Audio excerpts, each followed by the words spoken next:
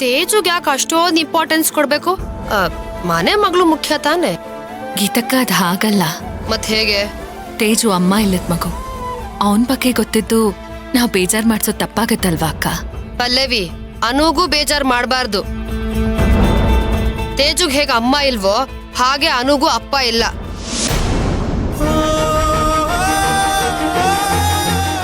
ಗೀತಾ, ನಿನಗೂ ಒಂದು ಸಂಸಾರ ಇದೆ. ಈ ಮಾತುಗಳು ನಿನಗೆ ಶೋಭೆ ತರೋದಿಲ್ಲ.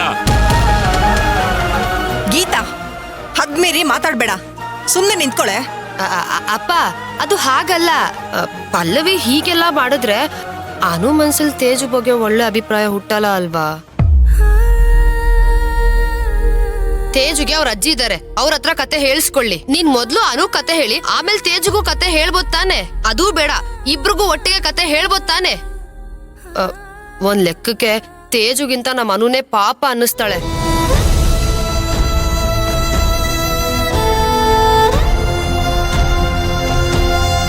ಅನು ಏನು ದಿನಾ ಕತೆ ಹೇಳು ಅಂತ ಕೇಳಲ್ಲ, ಏನೋ ಅಪರೂಪ ಕತೆ ಹೇಳು ಅಂತ ಕೇಳ್ತಾಳೆ.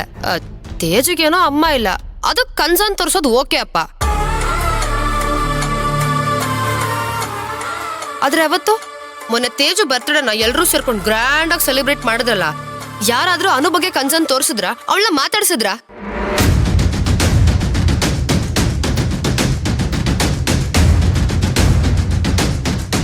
ಮನೆ ಮಗಳಿಗೆ ಈ ತರ ಮಾಡಿದ್ರೆ ಅವಳಿಗೆ ನೋವಾಗಲ್ವಾ?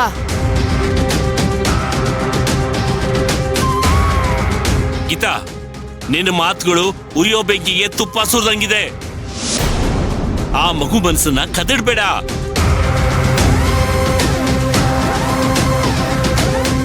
ಅನು, ಬಾ ಹೊರಗಡೆ ಹೋಗೋಣ.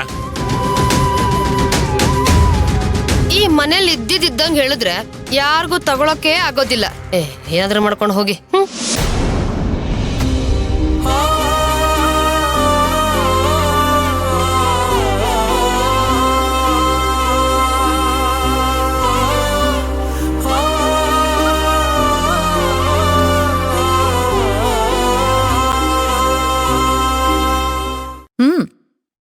ಗಾರೆ ಕೆಲ್ಸನೋ ಪೇಂಟಿಂಗ್ ಕೆಲ್ಸನೋ ಸಿಕ್ಕಿರ್ಬೇಕು, ಅದಕ್ಕೆ ಸ್ಕೂಲ್ಗೆ ಹೋಗಲ್ಲ ಅಂತ ಹೇಳ್ತಿದ್ದಾನೆ. ಆತರ ಏನು ಇಲ್ಲ ಅಜ್ಜಿ.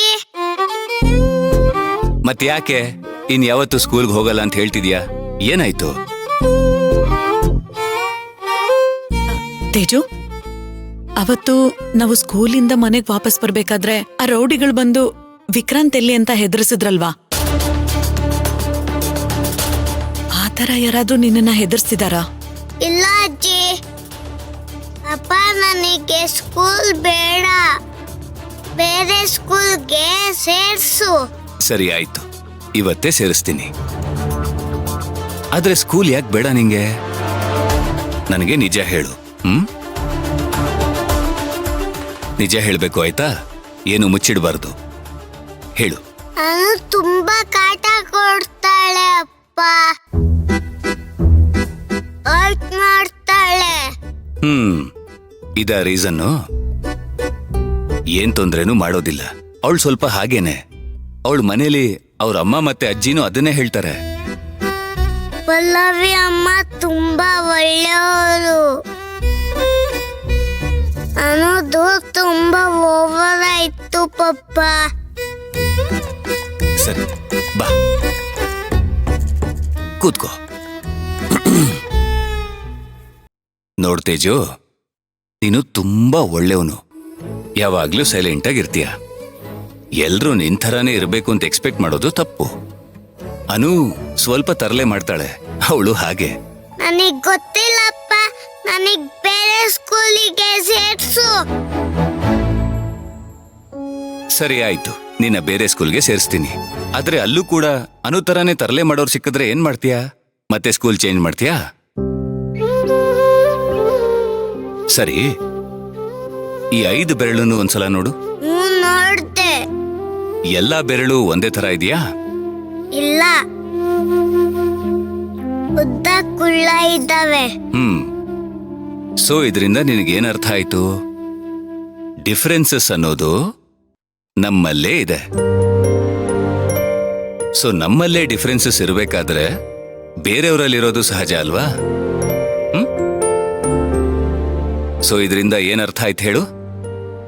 ನಾವು ಅಡ್ಜಸ್ಟ್ ಮಾಡ್ಕೋಬೇಕು. ಓಕೆ? ಒಬ್ರು ರೇಗಿಸ್ತಾನೆ ಇದ್ದಾರೆ ಅಂದ್ರೆ ನಮಗೇನು ಕೇಳಿಸ್ಲೇ ಇಲ್ಲ ಅನ್ನೋ ಹಾಗೆ ರಿಯಾಕ್ಟೇ ಮಾಡಬಾರ್ದು. ಸರಿನಾ?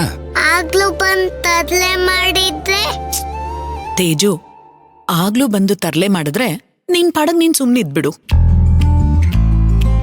ಒಂದು 4-5 ಸಲ ಬಂದು ತರ್ಲೆ ಮಾಡ್ತಾರೆ, ಆಮೇಲೆ ಅವ್ರ ಪಾಡಿಗೆ ಅವರೇ ಸುಮ್ನಾಗ್ಬಿಡ್ತಾರೆ.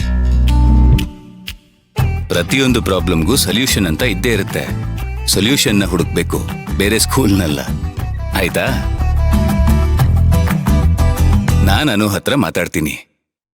ಓಕೆ? ಓಕೆ. ಸರಿ, ಈಗ ತಿಂಡಿ ತಿನ್ನೋಣ. ತಿಂಡಿ ಮಾಡೋಣ.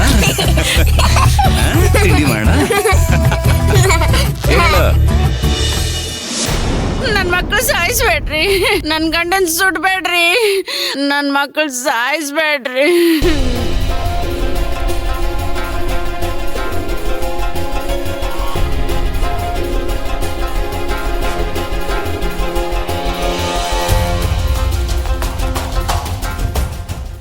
ನನ್ ಗಂಡನ್ ಸುಡ್ಬೇಡ್ರಿ.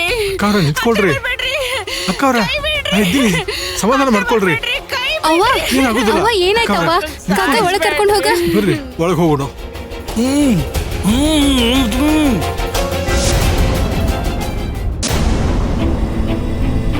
ಯಾವುದೇ ಕಾರಣಕ್ಕೂ ಈ ಧರ್ಮಣ್ಣ ನಮ್ಮ ಅವ್ವನ ನೋಡ್ಲೇಬಾರ್ದು.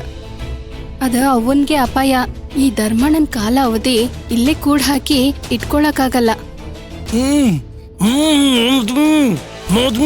ಅದೇನ್ ಗಳಿಗೆಯಲ್ಲಿ ಹುಟ್ಟಿದೆಯೋ ಮಾರಾಯ? ರಾತ್ರಿ ನನ್ ಕನ್ಸಲ್ ಬಂದೆ. ನಿನ್ಗೂ ನೆಮ್ಮದಿ ಇಲ್ಲ, ನನ್ಗೂ ನೆಮ್ಮದಿ ಇಲ್ಲ.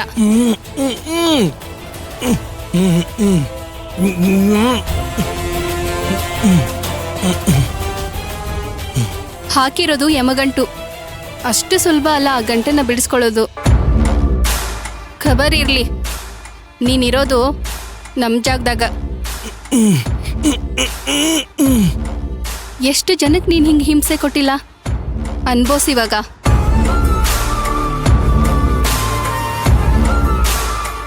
ಮಾಧವಿ ತುಂಬಾ ಕೊಸಾಡಕತ್ತಾನ. ಏನಾತು? ಕಾಕ, ನಿನ್ನೆಯಿಂದ ಏನೂ ತಿಂದಿಲ್ಲ. ಹಸ್ವಿಗ ಕೊಸರಾಡಕತ್ತಾನ. ಹಿಂದೆ ಇದ್ರ ಇರ್ಲಿ ಬಿಡು. ಇವ ತಿಂದು ಯಾವ ದೇಶ ಉದ್ಧಾರ ಮಾಡ್ಬೇಕಾಗಿದೆ? ಉಪವಾಸ ಇದ್ದು ಸಾಯ್ಲಿ ಬಿಡು. ಹಂಗ್ ಹೇಳಂಗಿಲ್ಲ ಕಾಕ ನಾವು. ಇವನ್ನ ಸಾಯ್ಸಕ್ಕಾಗಲ್ಲ. ಆ ಪಾಪ ನಮಗ್ ಬೇಡ. ಇವನಿಂದ ವಿಕ್ರಾಂತ್ ಸಾಹೇಬ್ರ ಹೆಂಡತಿ ಹೆಂಗ್ ಸತ್ರು ಅನ್ನೋ ಸತ್ಯ ಮಾತ್ರ ನಮಗ್ ಗೊತ್ತಾಗ್ಬೇಕ. ನಾನ್ ನೀರ್ ತರ್ತೀನಿ, ನೀ ಅವನ್ ಬಾಯಿ ಕಟ್ಟಿರೋ ಬಟ್ಟೆ ಬಿಚ್ಚು.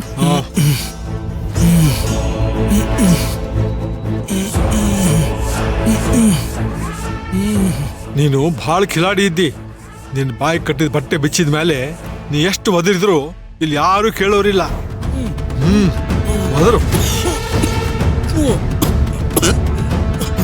ತಗೋ ಕಾಕ, ಕುಡ್ಸು. ತಗೋ.